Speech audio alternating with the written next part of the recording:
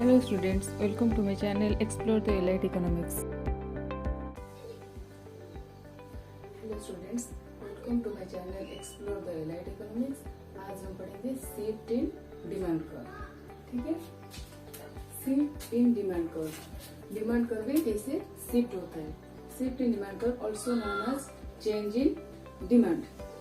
It occurs due to change in factors other than price. मतलब हमने पिछली video में जो पढ़ा था movement along the demand curve, वो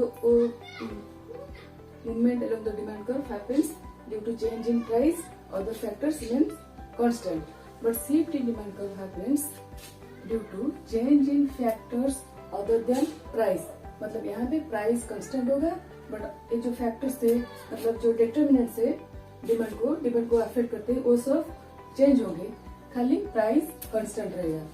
उसके वजह से शिफ्ट इन डिमांड कर्व में शिफ्ट होगा। ठीक है, shift in demand curve occurs due to change in factors other than price. ठीक है, and this leads to shift in demand curve. Types of shift.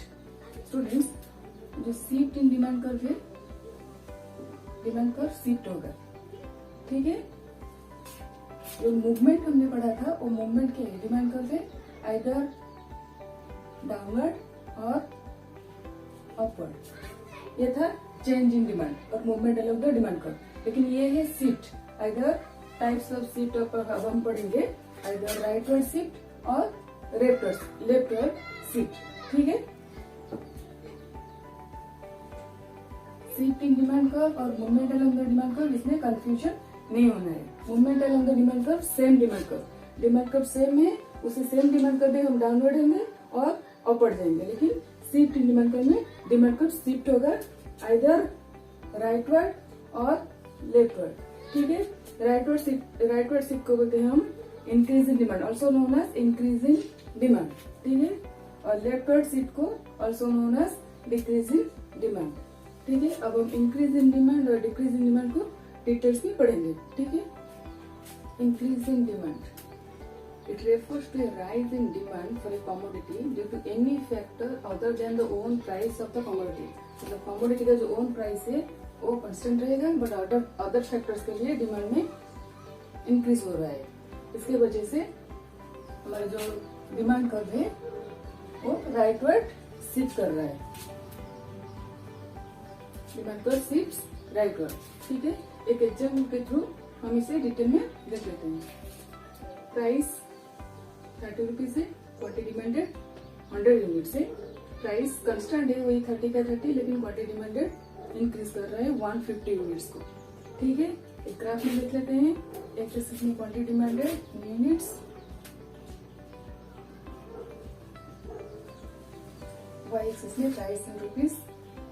Price 30 rupees था, quantity demanded हमारा कितना था 100 यूनिट्स।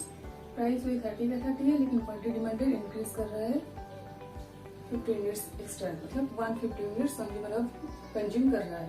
ठीक है, तो ओरिजिनल डिमांड कब कहाँ था, यहाँ पर डी हमारा ओरिजिनल डिमांड कब यहाँ पर कंज्यूमर था 30 रुपीज, ही कंज्यूम्स 100 यूनिट्स। अब ये कंज्यूम कर रहा है मोर एक्स्ट्रा 50 यूनिट्स, मतलब 150 units at the same price. तो न्यू डिमांड कब कहाँ है, ये हमारे D1 है हमारा न्यू डिमांड कर्व। अभी कंज्यूमर हमारा यहाँ है, सेम प्राइस है, लेकिन क्वांटिटी डिमांडेड इंक्रीज कर रहा है, इसीलिए डिमांड का हमारा राइटवर्ड शिफ्ट कर रहा है ड्यू टू इसको it is also known as increase in demand.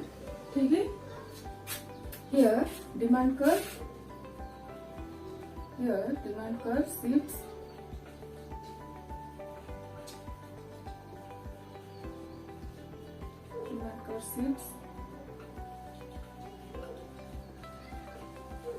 Rightward. ठीक है, it is also known as increase in demand. Increase in demand में डिमांड जब इंक्रीज करता है तो डिमांड कर्व राइटवर्ड को शिफ्ट होता है। ठीक है, decrease in demand refers to a decrease in demand of a commodity which is caused due to any factor other than the own price of the commodity. इसमें हमने पढ़ा था कि प्राइस यहाँ पर कांस्टेंट रहेगा, मतलब ओन प्राइस, डिफरेंट गुड्स के नहीं। जिसका डिमांड बढ़ रहा है उसी का प्राइस कांस्टेंट रहेगा, ठीक है। It refers to a decrease in demand of a commodity which is caused due to any factor other than the own price of the commodity.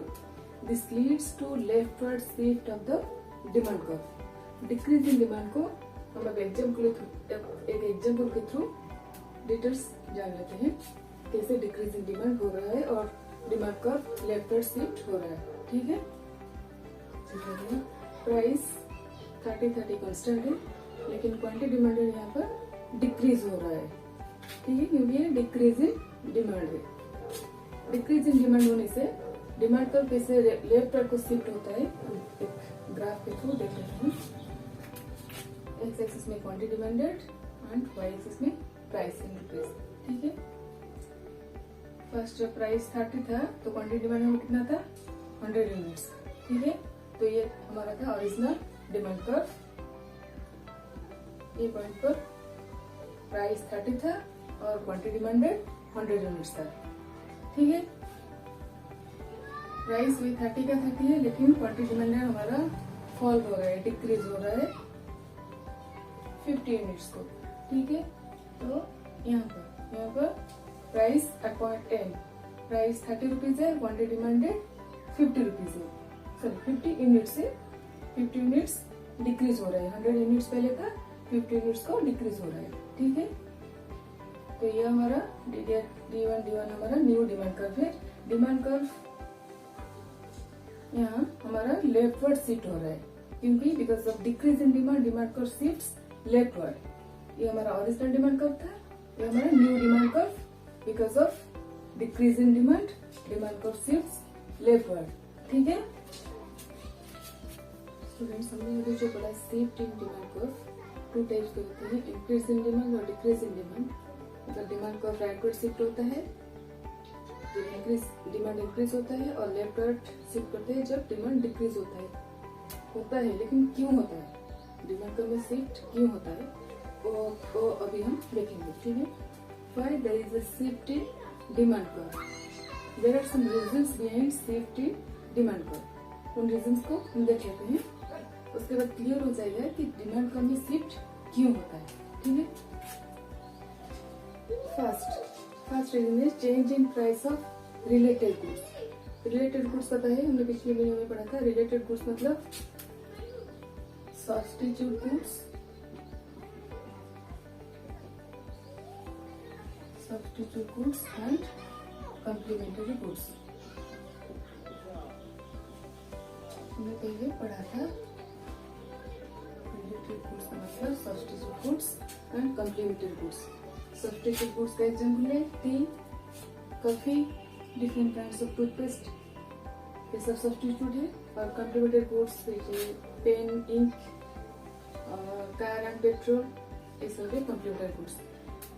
इन चीजों के प्राइस में चेंज होने से, मतलब फॉर एग्जाम्पल टी या कॉफी जैसे substitute है, इनका एग्जाम्पल ले लेते हैं। अगर टी का प्राइस कांस्टेंट है, लेकिन कॉफी का प्राइस राइज हो रहा है, ठीक है।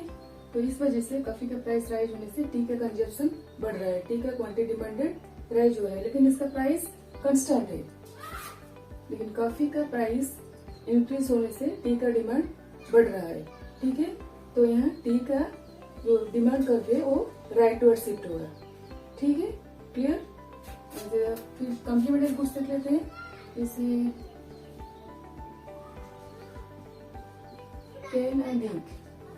फॉर एग्जाम्पल इंक का प्राइस राइज होने से पेन का कंजप्शन में क्वांटिटी डिमांड थोड़ा कम होगा, ठीक है। पेन का प्राइस कांस्टेंट है, लेकिन इंक के प्राइस ज्यादा होने से पेन का कंजप्शन क्वांटिटी डिमांडेड कम होगा, तो पेन का जो डिमांड कर्व है वो लेफ्टवर्ड शिफ्ट होगा, ठीक है। सेकंड रीजन देख लेते हैं, change in income of consumer. Consumer का इनकम चेंज हो रहा है, मतलब कंज्यूमर का इनकम सपोज राइज हो रहा है, तो प्राइस कांस्टेंट होगा, फिर भी क्वांटिटी डिमांडेड में राइज होगा, क्योंकि कंज्यूमर का इनकम राइज हो रहा है, ठीक है।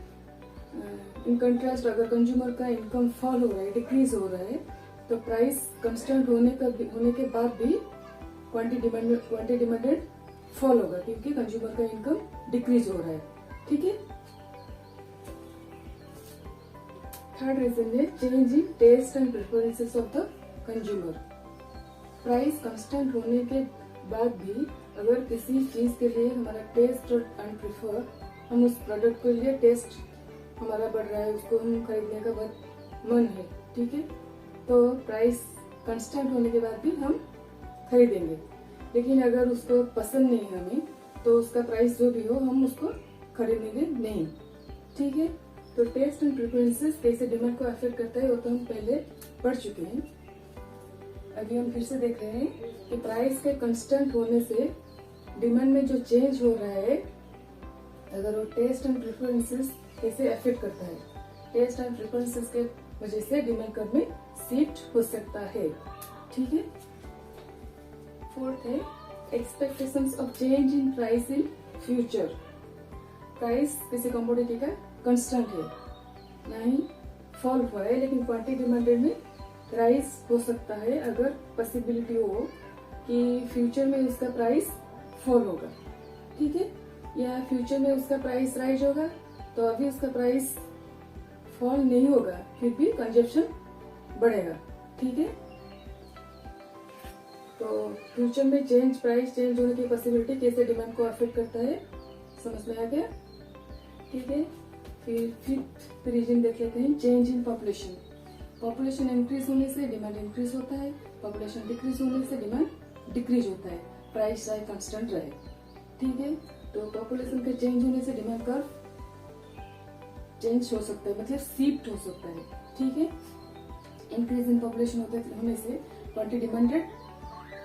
Demand curve quantity demanded rise होता है और डिमांड कर्व राइटवर्ड शिफ्ट होता है। ठीक है। अगर पॉपुलेशन डिक्रीज होता है तो क्वांटिटी डिमांडेड फॉल होता है और डिमांड कर्व लेफ्ट को शिफ्ट होता है। ठीक है। सीजन की वजह से भी क्वांटिटी डिमांडेड में राइज और फॉल होता है। ठीक है। किसी चीज का प्राइस ज्यादा होने, मतलब जैसे फॉर एग्जाम्पल विंटर में जो जैकेट, मतलब स्वेटर, ये सब चीज है, उसका प्राइस फॉल नहीं हो रहा है, कांस्टेंट है, फॉल नहीं हुआ है, फिर भी उसका क्वांटिटी डिमांडेड राइज होगा बिकॉज ऑफ सीजन। ठीक है। तो सीजन कैसे डिमांड को अफेक्ट करता है, क्लियर हो गया। सीजन की वजह से भी क्वांटिटी डिमांड कर्व में शिफ्ट होता है। ठीक है। जैसे सीजन, मतलब समर में तो कोई नहीं खरीदेगा जैकेट्स, मैंने विंटर चीज को, तो उसका प्राइस कांस्टेंट है, प्राइस नहीं हुआ है, लेकिन उसका क्वांटिटी डिमांडेड में फॉल होगा क्योंकि कोई खरीदेगा नहीं। ठीक है। तो डिमांड कर्व तब लेफ्टवर्ड शिफ्ट होगा।